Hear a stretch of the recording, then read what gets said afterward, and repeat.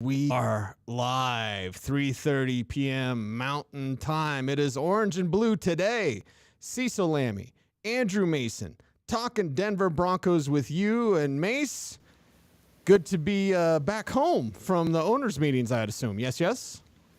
Yep, back home, back in the office, Not as warm, though. I already miss 81 degrees and sunshine like it was down in Phoenix. Yeah, but that's okay. We'll put a jacket on. We'll deal with it. But it was lovely, and it was illuminating down there, and some interesting stuff that came out of that we've discussed before, and I'm sure we'll discuss more of in the coming days. Yeah, more of in the coming days. I do want to note that I have an orange drink. So if you had blue milk like Aunt Beru, it'd be like orange and blue. Like I'm drinking orange Gatorade, you're drinking blue milk. We I had some. Tatooine it up here. I had some blue milk at Disney World last month. My daughter and I split a container of blue milk. We both liked it. So Okay, nice, yeah. nice. We'll work on the prop settings as we continue on with this program. We are going to talk about the very early stadium talk. Greg Penner talked about it. Damani Leach talked about it as well. Before we jump into that with the stadium specifically, I just kind of want your overall thoughts because you just said it. Like there's so many things to take away from these owners' meetings. Having the Walton Penner group, we're about a year in or whatever now. So like having an actual ownership group, just the presence of the Denver Broncos. So before we get into our topics here on the left hand, Mace, I just want to pick your brain and just say, hey, any sort of final thoughts from the few days in Arizona? Well, the last piece that I'm writing directly tied to the owners' meetings, which will be at denversports.com, it's about Greg Penner specifically and how when he addressed the media on Tuesday, he didn't sound like an owner who was still getting his feet wet. He sounded like somebody who knew what he was doing, had a plan, had figured out what lessons to take from last year and how to apply them. We kind of talked about this a little bit yesterday, but he talked about free agency in the light of, okay, we had to spend this year because we didn't have draft capital, but that's not something we're going to do every year. He talked about what he learned from last year in terms of needing the right people. Frankly, did take some veiled shots at Nathaniel Hackett, but at the same time, you can't really praise or explain what you're doing right now without saying that what happened previously was substandard, or at least implying that, right? Otherwise, why did you make a change to begin with? So, there were some shots, but again, it's part of the territory of saying, okay, this is what was wrong, and we have to do something different now. So I thought those were a couple of interesting things that popped out of what he said yesterday. The strange thing, Cease, we heard from Sean Payton, George Payton, Damani Leach, and Greg Penner, and it seemed like of those four, the one that really had the least juice to kind of what he said was George Payton, who a year ago seemed to have all the power in his hands, Right. and now seems to be a little bit of an afterthought in terms of overall Broncos governance. Yeah, the power structure, you can see how it's set up now with the Denver Broncos and George Payton, maybe not as high there on that level as he once was. Still a very important part. And one thing you and I talked about after the show, sometimes the after show, we should do the show after the show, right? But you and I were talking yesterday, and we were talking about how, and the Greg Penner comments and talking about free agency and how he believes in building through the draft. You and I both felt this was great news, not good news. This was great news for George Payton, someone who I have felt, and I may be the only one, but I have felt that he's been on the hot seat. And now with Greg Penner kind of emphasizing, we're not going to do this every year. We want to build through the draft. That could be excellent news for George Payton.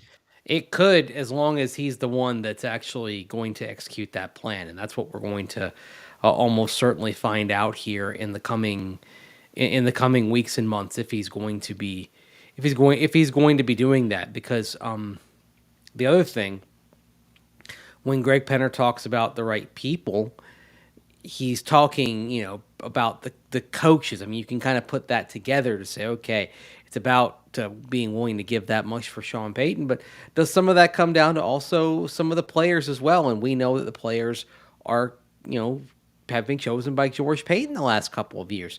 And this free agency class appears to be definitely more of a Sean Payton free agency class than the type that George Payton would have brought in. And so if you're talking about getting the right people in there, when you look at the 5-12 season, how much of that was perceived to be on the players, and in particular, some players that George Payton either brought in or re-signed to be part of the Broncos and be part of a Broncos team that lost more games, matching the 2010 team, more games than any other in Broncos history.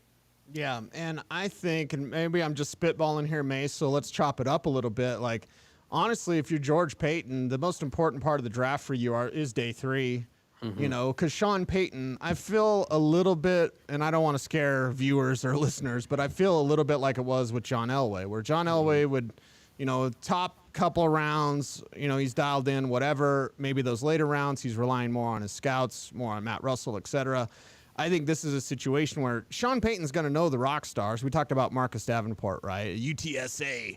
And I think we saw him at was it Shrine Bowl or Senior Bowl that year? Senior Bowl that year. Senior Bowl. Senior Bowl. Okay, Yeah. so, we know that Sean Payton, he's involved in those rock star picks, right? First round, second round, whatever. And we know Mickey Loomis did a fantastic job, especially 2017. But would you agree with my thought of like, well, George Payton, your money's coming on those day 3 picks where he's found some players. He's missed on some, but he's also found some. And I think that's where Sean Payton would rely on him more because Payton's got a lot to do. I'm sure he's not staring at 7th round picks all day. Yeah. Now that being said, I mean, you've got to make the right day 3 picks, and it's been kind of a mixed bag, as day 3 tends to be a mixed bag for everybody. But I didn't get much of an answer, but I did ask George Payton about kind of how special teams has been an area that's targeted in free agency.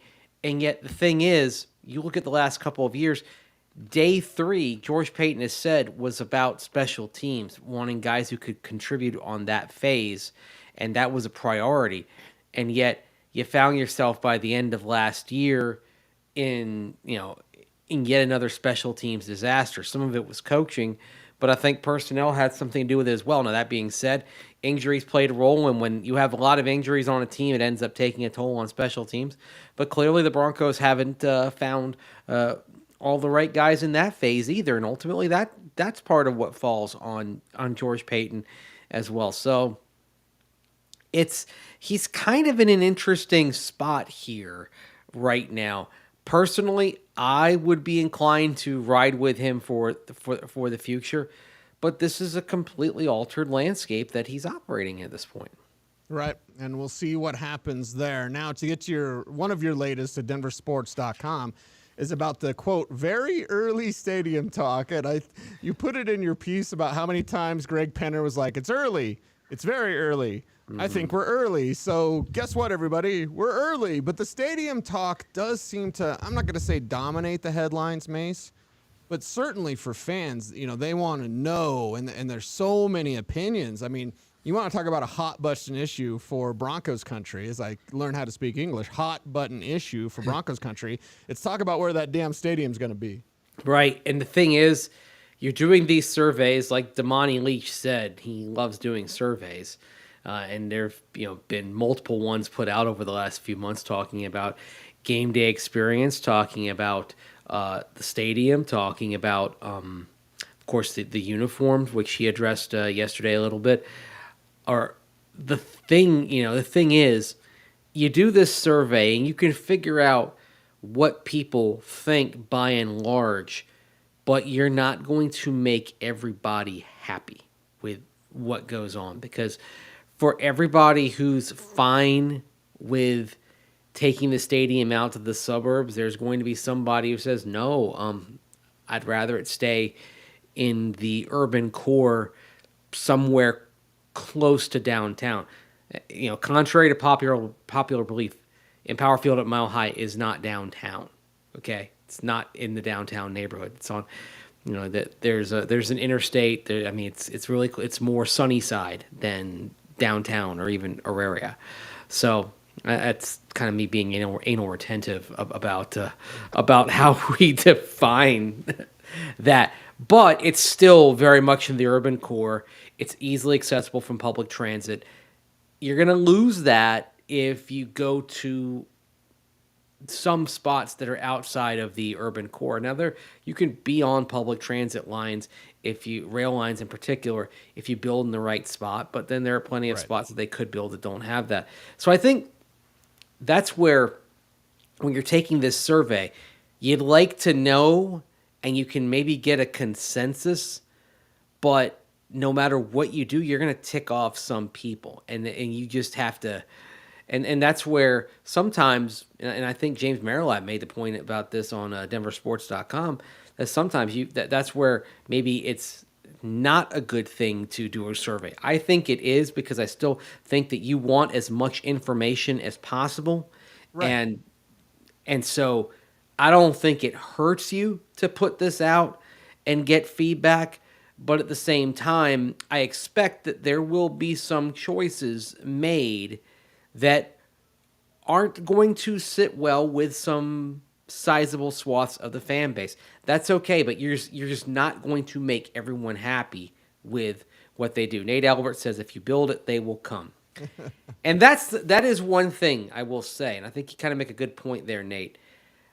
I don't think Broncos fans are going to stop coming to games based on the location of the stadium. And football is the one sport of the major sports in this nation where you don't have to have the stadium in the urban core. You can be fine with it out in the suburbs, in part because of the scarcity of football games once a week. Then it's not like baseball. Baseball, you actually want it in an urban core. You want it to be a place where people are kind of going to on a night by night basis.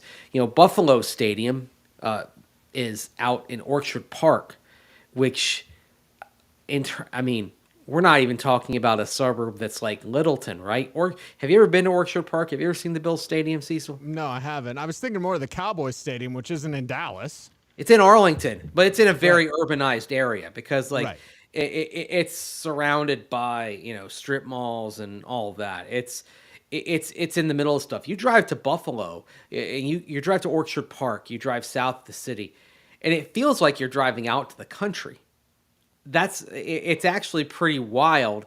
It's not an incredibly well built up suburban area, and but the Buffalo Bills are fine with the stadium being there. They're going to build the new stadium right there as well. That's the plan, right? You can do that with a football stadium. You couldn't build a baseball stadium like that and be successful. You couldn't build an arena like that and be successful. I think actually in the Cleveland area, and this is going in the Wayback Machine, they had a perfectly fine place called the Richfield Coliseum where the Cavaliers played, and also briefly the Cleveland Barons, who had a 2-year run in the NHL back in the 70s. It was halfway between Cleveland and Akron. It very much was like going out in the country to a game. And eventually, people were like, okay, this is a really long trip to make on a weeknight. And they eventually moved the team downtown back in the mid-'90s, where they've been ever since. So that's why you can't do that in the NBA, NHL, Major League Baseball. But in Buffalo, even Kansas City, Arrowhead Stadium, it's at the juncture of two highways. But you look around and there's not as much as you'd think around Arrowhead Stadium. It's an ocean of parking. The suburbs are definitely more hopping off toward the west side of Kansas City than the east side. And yet it's no problem for the Chiefs. It's a little bit of a problem for the Royals, which is why the Royals are looking to move downtown. But with the Chiefs moving downtown, it's not something they necessarily need to do if they're talking about a new stadium. And so that's the thing, and that's part of it. So people are going to go wherever a football stadium is. Another great example, I'm thinking stream of consciousness here. You go out to Arizona, the Coyotes left Glendale. Now, obviously, the lease wasn't picked up, but they weren't drawing in Glendale. Again, it's 41 nights a year. You're asking people to kind of make a trek to Glendale for a Wednesday night hockey game. People generally aren't doing that to the same degree that they're willing to go wherever, whenever to watch a football game. That's why the Cardinals are thriving out in Glendale, Arizona, and the Coyotes struggled in Glendale, Arizona. It's a different dynamic for different sports. Football is the sport where the Broncos could say, "All right, we're going to build this stadium up in Erie." Okay, people would go bonkers if that happened for a while. Right. But you know what? When game time came, that place would be sold out. People would be there. They'd show up. And Yeah. I'm biased, Mace, because I live in Roxborough, but I love the idea of the stadium in the mountains, like in the foothills. And they could do a flyover. I mean, Lockheed Martin's right there, so they could just fly over some of the drones and the weird spaceships they have there, allegedly, or whatever I have to say. But like, and that's Weren't the they thing, doing Orion, like all the Orion project yeah, stuff down there? Yeah. Well, one of the first things when I moved to Roxborough, my neighbor, because I live on the mountain, and like Lockheed Martin's right there. If I go to my backyard, I can see into that city. My neighbor said, "Hey, you're gonna see like weird stuff, like drones or whatever." He's like, "Don't, just get used to it." And I was like, "Okay." I haven't had any aliens in my backyard, allegedly or whatever, but like, so I don't want to kind of poo-poo public transit, okay? And I know that like when I was talking to Jake Shapiro about this, and I was like, put it in Ken Carroll, put it in Littleton, put it right on the freaking mountain. That would be so wants it in the cool. urban core, right? Yeah, of course. Yeah. So he was like, "Oh, but public transit," and I was like, "Okay." And I don't want to poo-poo that at all. And the bus lines and the trains and everything that Denver has done to work on their infrastructure. But this isn't New York City. This isn't. People are already used to driving. Okay, and for me, from the studio in the tech center, it's 24 minutes to get home. So like, okay, you got to drive 20 minutes to go to Broncos game. Whatever. Coloradans are already used to that. So. And again, I don't think it'll ever be there. It's probably going to be towards the airport or where Elitch's is at. And I think it was who was it was Nate again. Like, yeah, it's going to be a decade. What, I got 9 years? Isn't that another thing that Greg Penner said is like, we got 9 years left on our lease. So Damani, I think early. Yeah, I think Damani Leach and Greg Penner are both saying. So we're saying stuff like that. They're talking about there's 9 years to go. I think actually it was Leach that said it, but Penner talked about it, and Penner said if we build a stadium. That's actually it's so interesting hearing it from both of them. Now that being said, 9 years on the lease means that if you're going to make a move and you want it to dovetail with the end of the lease, you'd probably be putting something together and announcing it by 2028, probably at the latest for a move in 2032, right? As I mentioned on Coffee Break yesterday, if they are going to build something where they have a land purchase involved, they could literally start making those purchases now and doing it quietly under holding companies. And it's the Disney World model. The Atlanta Braves did this with their stadium that they built. They were very quietly under various holding companies buying land at the perimeter at the perimeter where 285 and I-75 meet. They were buying tracts of land up there, and then at the end of 2013 they said, "Oh, all right.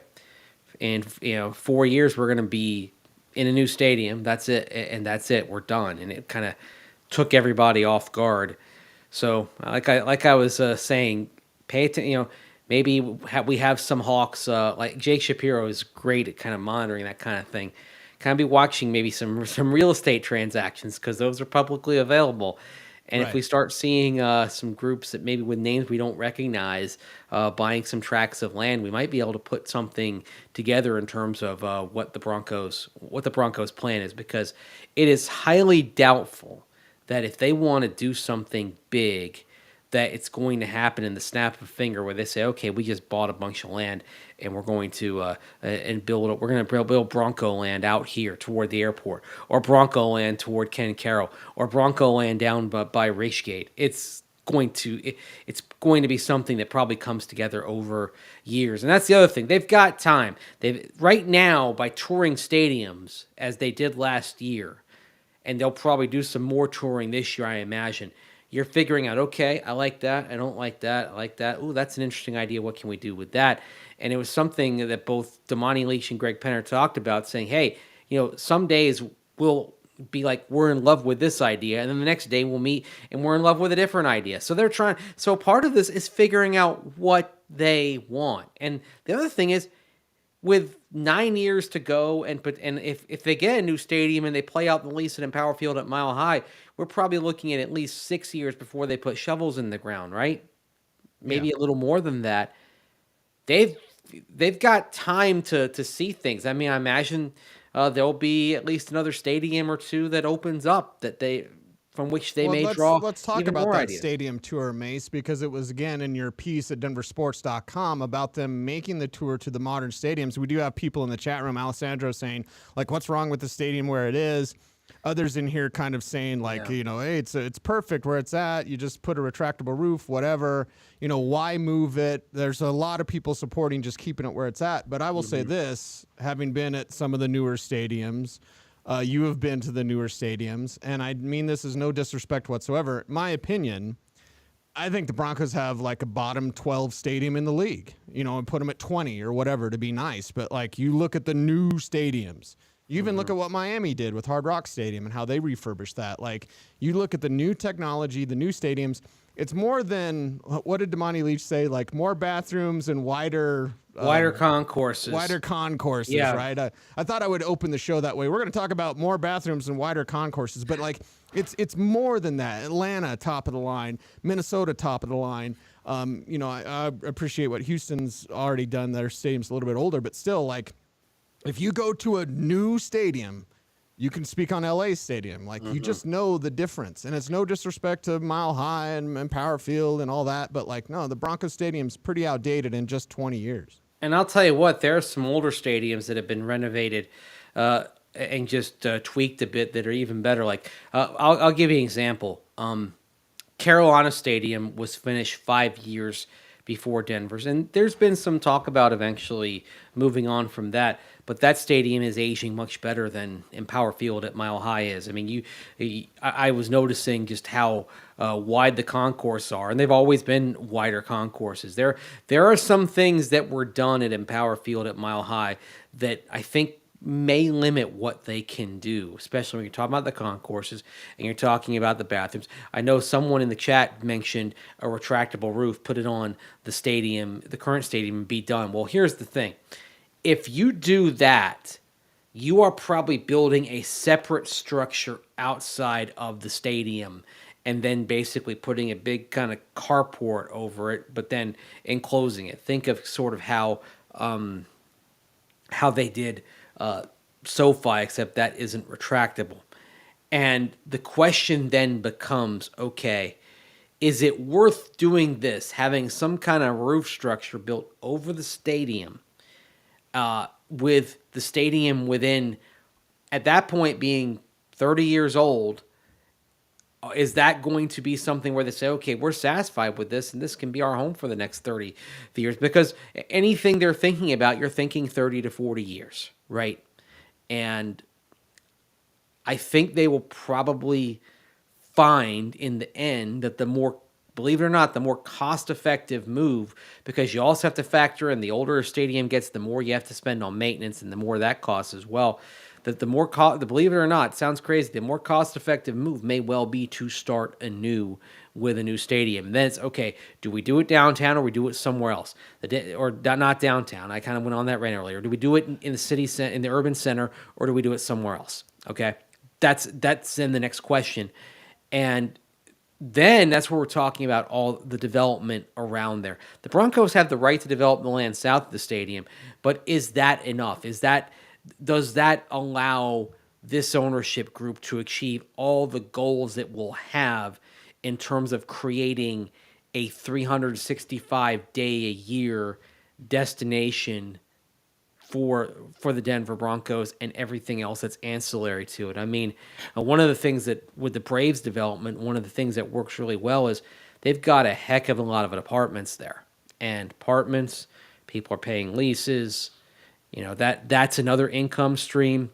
But the other thing with that is if you build a bunch of restaurants down on the ground level and have the apartments above that, what happens then is when you don't have a game night, you've got a built-in audience that's going to use those restaurants that are going to, because they can just go walk for a bite to eat, right?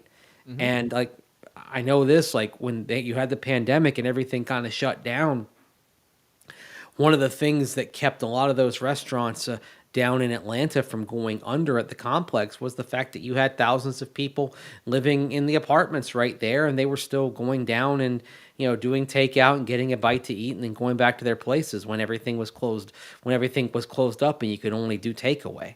So that, I mean, that's another reason why if you build it, I imagine there's going to be a residential component to it as well, and some hotels, and shops. I know people there was someone on Twitter saying, "Oh, retail's dying." I think it would be less on the retail and more on the restaurant end. Although I would see some retail, retail that people still go to, like groceries, like a Sam's Club, like a Walmart neighborhood market, which is their kind of grocery store chain, right?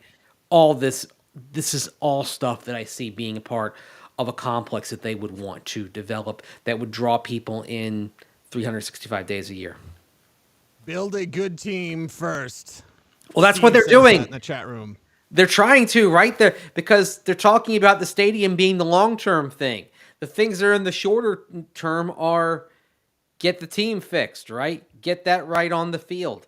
Maybe a little longer, but still short term compared to the stadium is stuff like the branding, the uniform, the logo, that sort of thing. But yeah, believe me, like the team and getting it right on the field, that does come first. That is still the priority. But the thing is, they can walk and chew gum at the same time, okay? They can work on getting the team right, have the right people to do that, which they hope they have in the Paytons running the show, and still focus on the long term as well. It's they can. I get what everyone's saying. Oh, focus on the team first, but you know what? It's not like you have to avoid doing one to do the other, right? You can do it all. Well, let's talk timeline there, and we're going to shelve our other topics, although I will bring up our draft previews start tomorrow, denversports.com. Sign up for that Denver Sports Daily, and before we're out here, do the YouTube things, like, comment, share, subscribe, hit the notification bell so that you never miss a vid. But, Mace, let's timeline this thing. I mean, 9 years, okay, and we can decide when the stadium's going to start to be built or whatever. Russell Wilson ain't playing for 9 more years. Yeah. They're probably going to have new jerseys in a year or two. And then if you get the right rookie quarterback, imagine hitting your stride year 4 with your rookie quarterback. He's the next Justin Herbert or whatever. And you've got new uniforms and you win a Super Bowl. I mean, timeline that thing out. You build that winner and now new stadium. Everyone's going to be super excited. Like the timeline could work out in the Broncos' favor, obviously depending on what they build on the field. Do you want me to take this to like the ultimate Broncos fan's dream regarding that young quarterback? Always. Arch Manning. Oh, beautiful. Chef's kiss, right? We don't have the Keanu kiss right now, but I will give you one, brother. Did you see that he's number 1 in NIL money? Yeah. Makes sense. 3.7 million. And by the way, 3.7 million, you know what that says to me? That dude might be at Texas for 4 years. With that sort of cash coming in. Yeah. You know, for sure. And, it's his choice to stick around for that final season. Not everybody does. Some guys do, and sometimes it hurts them, sometimes it doesn't. But, yeah, Arch Manning would make Broncos country go nuts. Or if you want, or before that, 2 of the top 5 were Caleb Williams and Drake May, who we have talked about for next year's draft class. However, if Caleb Williams is making, I believe it's like 2.6 million and Drake May is making 1.5 million, could they make more in the NFL that first year?